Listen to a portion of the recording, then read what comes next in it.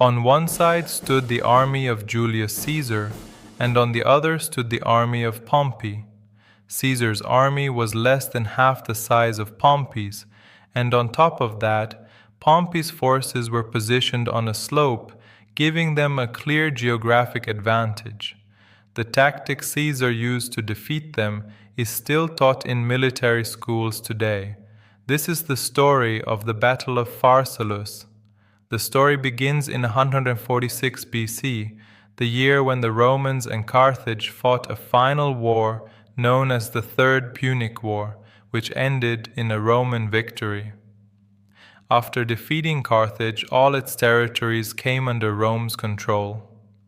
At that time, Rome was governed by the Roman Senate, an assembly whose members controlled finances, public funds, foreign affairs, and played a major role in military administration.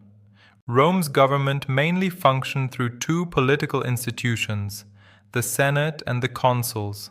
Senators held their positions for life and handled finances and foreign policy, while consuls, two elected each year, held executive and military command powers.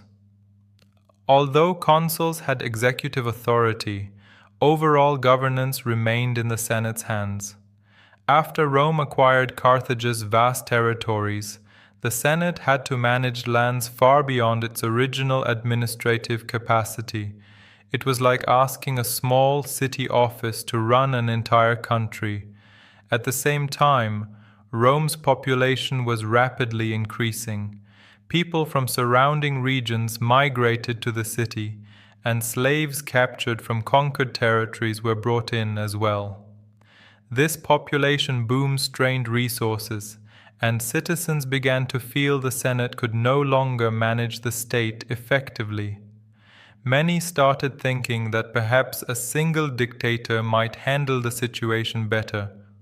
Around this time, powerful politicians began rising who effectively acted like dictators. One was Gaius Marius, popular because he changed army recruitment rules so that anyone could volunteer. This gave unemployed citizens a livelihood, but it also meant soldiers became more loyal to their generals than to Rome itself. After him came Lucius Cornelius Sulla, who officially declared himself dictator in 82 BC and introduced major reforms that improved governance. After ruling for 3 years, he voluntarily stepped down, but people had seen how effective a dictator could be. Later, a powerful alliance of 3 men emerged: Pompey, Marcus Licinius Crassus, and Julius Caesar. This alliance was known as the First Triumvirate. Each had loyal legions. Caesar campaigned in Gaul, crushing rebellions and gaining wealth, experience, and a strong army loyal to him. Meanwhile, Crassus died during a campaign in Parthia, leaving only Caesar and Pompey. Both realized that 2 swords could not fit in one sheath. Only one could rule Rome. Pompey made the first move. In 52 BC, he became sole consul and launched propaganda against Caesar. The Senate demanded that Caesar disband his army if he wanted a political future, but they imposed no such condition on Pompey. Seeing this unfairness, Caesar decided on military action. In 49 BC, with only 1 legion, he crossed the Rubicon River, a bold step that meant open rebellion. Pompey was shocked and fled Rome with his supporters. Caesar captured key cities, returned to Rome, and was declared dictator. But Caesar knew that as long as Pompey lived, his rule wasn't secure. Pompey had many legions and strong support, so Caesar pursued him to Greece. In January 48 BC, he crossed the Adriatic Sea, a risky move because Pompey controlled it, and landed in Epirus. Near Dyrrhachium, Caesar attempted to trap Pompey against the sea, but Pompey broke the siege and defeated him.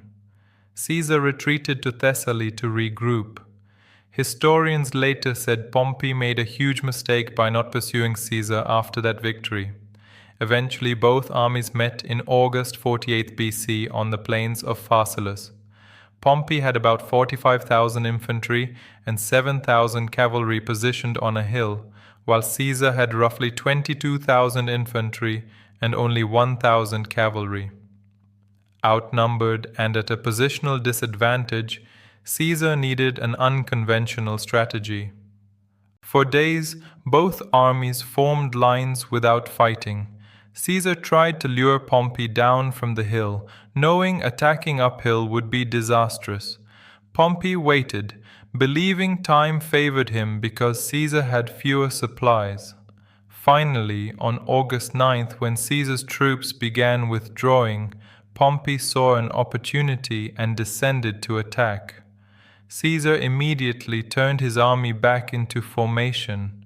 Pompey's plan was simple: engage Caesar's center while his superior cavalry swept around the flank. But Caesar anticipated this. He secretly positioned an infantry reserve at an angle behind his lines. When Pompey's cavalry charged, Caesar's cavalry retreated as expected. Then the hidden infantry suddenly attacked. Caught by surprise, Pompey's cavalry panicked and scattered. With his strongest weapon neutralized, Pompey's flank was exposed. Caesar ordered an assault, and Pompey fled the battlefield. Leaderless, his army surrendered the next day. Pompey lost about 6,000 men, Caesar about 1,200. Pompey escaped to Egypt and sought refuge with Ptolemy III, who, hoping to please Caesar, had Pompey killed and sent his severed head as a gift. With this, Caesar became Rome's sole ruler. Even as dictator, Caesar continued reforms and campaigns, expanding Rome's territories, granting citizenship to distant peoples, and reshaping the Senate with loyal supporters. He eventually secured the title of dictator for life. Though Rome was technically still a republic, Caesar effectively ruled like an emperor. He was extremely popular among the public, but many senators feared his growing power. In March 44 BC, conspirators assassinated him in the Senate. After his death, his adopted heir Augustus rose to power, punished the conspirators, and in 27 BC declared himself emperor, transforming Rome from a republic into an empire. That is why the Battle of Pharsalus is considered one of the most decisive battles in Roman history.